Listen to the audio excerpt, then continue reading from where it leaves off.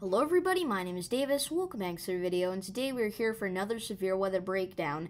Now I know I already did a severe weather video this morning, but there is so much going on right now that I feel like I need to address some of this.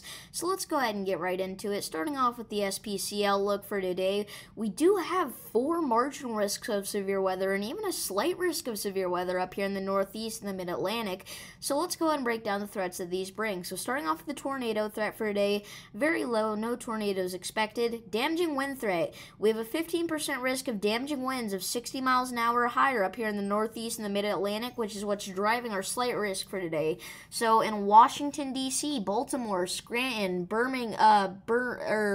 Binghamton, for some reason I keep wanting to say Birmingham, Albany, and Burlington. Look out there. You could definitely see some damaging wind gusts in that region. Also, this 5% risk right now, there are also a lot of other wind gusts of 60 miles an hour being reported in this region, so definitely don't let your guard down, even if you're just in the brown. And even in like Mississippi and Alabama, we're still seeing a lot of severe storms with wind gusts of 60 miles an hour or higher down here today. So even here, if I was the Storm Prediction Center, I would actually expand the 5% risk into here, but they didn't do that. So Louisiana, look out. Northeastern Oklahoma, look out. Nebraska, South Dakota, look out. But we didn't really see much up there today, and it's not looking like we're going to. So hail threat for today, we do also have a 15% risk of hail of 1 inch or larger, and this includes the cities of Binghamton, Albany, and Scranton, so look out for that. 1 inch hail is no joke. And we also have a 5% risk down here in northeastern Oklahoma, so look out there. Tomorrow, we already have 2 slight risks of severe weather and a marginal risk up in Montana. And somewhere in here, I'm guessing tomorrow is going to get upgraded to an enhanced risk at some point. So let's go ahead and break down the threats now of what this can bring. Tornado threat, very low, no tornadoes expected, but could get upgraded tomorrow at some point. Damaging wind threat. We do have 2 15% risks of damaging winds of 60 mile an hour or higher. So look out if you're in any of these cities. Down here in the south, this includes Dallas, Shreveport, Alexandria, Lufkin, not quite Houston, and then up in the Northeast and the Mid-Atlantic, a lot of cities. So I'm not going to be able to name off all those, but it does include New York. So tomorrow, you can actually see down here, if I leave it in the video, usually I do, you can see 40 million people are under, well, here, we'll go and look at this, yeah, 39 million people are under a slight risk tomorrow. That is very rare to have that many people. Anyway, hail threat for tomorrow, 2 5% risks of hail of 1 inch or larger. So look out for hail tomorrow, but it's definitely not the main threat. So moving on to Saturday here, we have 4 different marginal risks of severe weather. One of these will probably get upgraded to a slight risk at some point. We're not going to touch on that quite yet. Excessive rainfall outlook. We do have a marginal risk of excessive rainfall today up here in the northeast down to the southeast, so look out for that if you're in that region. Tomorrow, same thing, and then we also have a risk down here in Florida near Orlando, so look out. Going into Saturday, once again, another marginal risk, look out. And then going into Sunday, another marginal risk, so still look out. And then going all the way into Monday, we still have a marginal risk up here in Maine, so look out for that. Moving on to the National Hurricane Center, this is one of the biggest points of concern today. So we'll go and break down the lower threats first. We have this that's not going to form. This is Tropical Storm Franklin that has completely died out now. Tropical Storm Margot, this is a storm that formed very recently at the time of filming this video. It formed today. As you can see, it is expected to become a hurricane, but not really go anywhere, just gonna kind of hang out in the ocean. Now we have Hurricane Lee. Now, this is by far the biggest concern. So, you can't see it very well probably unless I decide to zoom in on this, which I actually might. But, this cone of uncertainty, that's what it's called, the cone of uncertainty, this is where the hurricane is looking like it could go.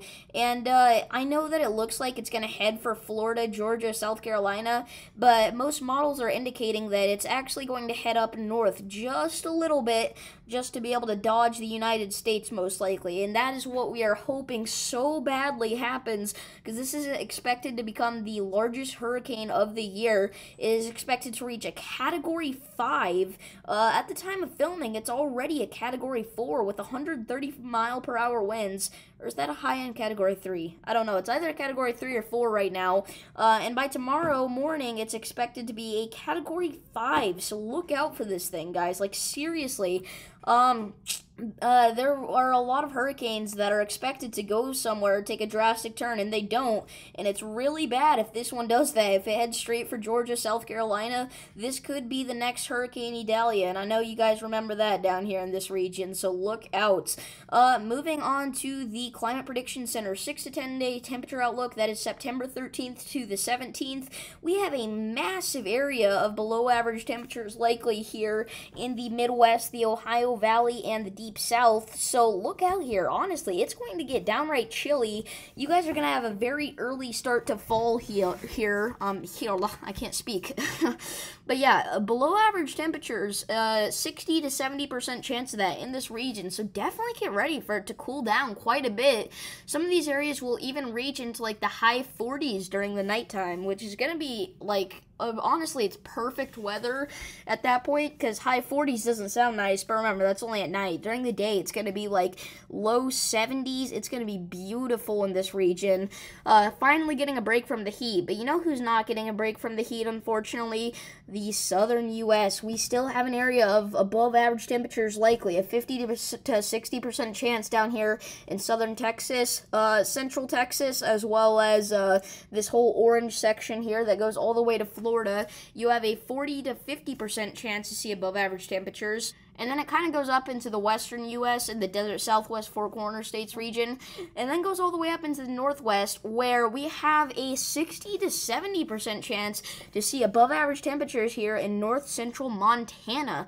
So look out for that. Moving on to the precipitation outlook, we do have a massive area that is going to see below average precipitation with the below average temperatures as well. If you're in this region here, the very dark color region, then you have a 50 to 60% chance to see below average precipitation. So, even though it is going to get cooler, we're not going to see any, rain or up here in the upper Midwest, snowfall yet, if you know what I mean. Here in Texas, though, it is going to get pretty wet, honestly. 50 to 60% chance to see above average precipitation here, so in southwestern Oklahoma and northern Texas, so look out for that. Not much else to talk about across the U.S. Moving on to the day 8 to 14 outlooks. Temperature outlook, if it will load. Please load. Okay, thank you. Above average temperatures likely here up in the northwest. You have a 50 to 60% chance to see that in the dark orange. Same thing here for the southern bit of Texas. The heat is not going away. I hate to be the bearer of bad news, but it is true. If anything, it's just coming back. Below average temperatures. Unfortunately, this dome is becoming more isolated and moving off to the east, and believe it or not, this is actually what's going to push Hurricane Lee away and make it go off to the north. It's kind of complicated, but that's basically what this is going to do. So it is nice to actually have this be moving east, even if it does mean it might get a little warm again. So yeah, that's pretty much it for that. 8 to 14 day precipitation outlook. And still have below average precipitation likely here for the Ohio Valley in the Midwest. So look out for that, 40 to 50% chance to see below average precipitation.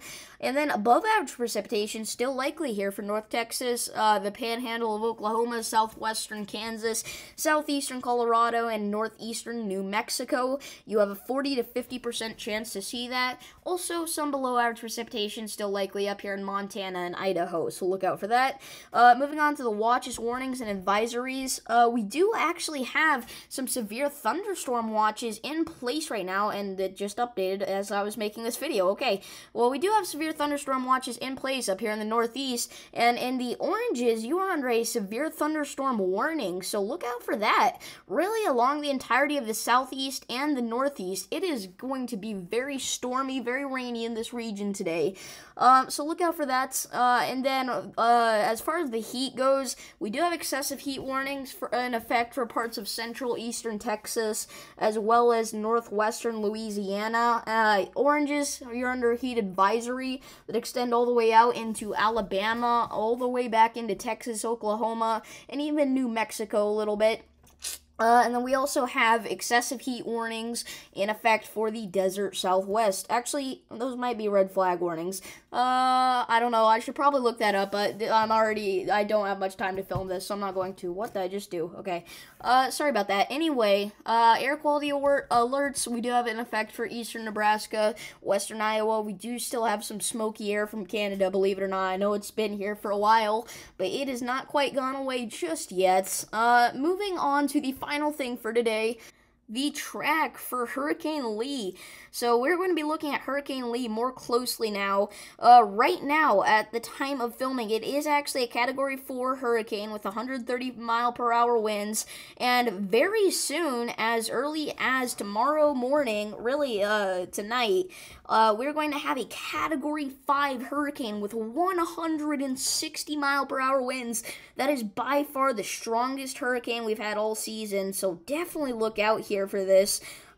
These islands out here, the Dominica, and all these others, I believe this is what the Lesser Antilles are called. Correct me if I'm wrong, but I think these are considered the Lesser Antilles. I'm not sure, but Puerto Rico as well, maybe even the Dominican Republic. You're definitely going to be seeing some rain from this hurricane, and maybe even some strong gusty winds. Now, you will not see 160-mile-per-hour winds, which is the max for this hurricane, but it could still be pretty gusty out there, maybe up to about 70 or 80 miles per hour. And then Hurricane Lee is expected to die down back into a Category 4 as it's looking like it'll head for Florida at this point, but like we said, it is expected to go off north, and even if it doesn't and it goes straight for Florida, like worst scenario possible, Florida, Georgia, South Carolina take a direct impact, this thing goes right for them. Honestly, would that be the end of the world? Because by the time it reaches those regions, it'll probably be a Category 2, maybe a Category 3 hurricane, because it is already dying down out here. But, it's something you still need to watch out for, but I'm not saying it's going to be a massive bigger threat, really any bigger than Hurricane Idalia. So I'm guessing Hurricane Idalia will be the strongest hurricane to make landfall this season, but Hurricane Lee definitely can compete with it. But again, it is expected to go off north anyway into the ocean, and then maybe impact parts of Canada. But that's it for today. This was a super long weather video compared to most of mine. If you guys enjoy, make sure to like and subscribe, and I'll see you in the next one. Peace.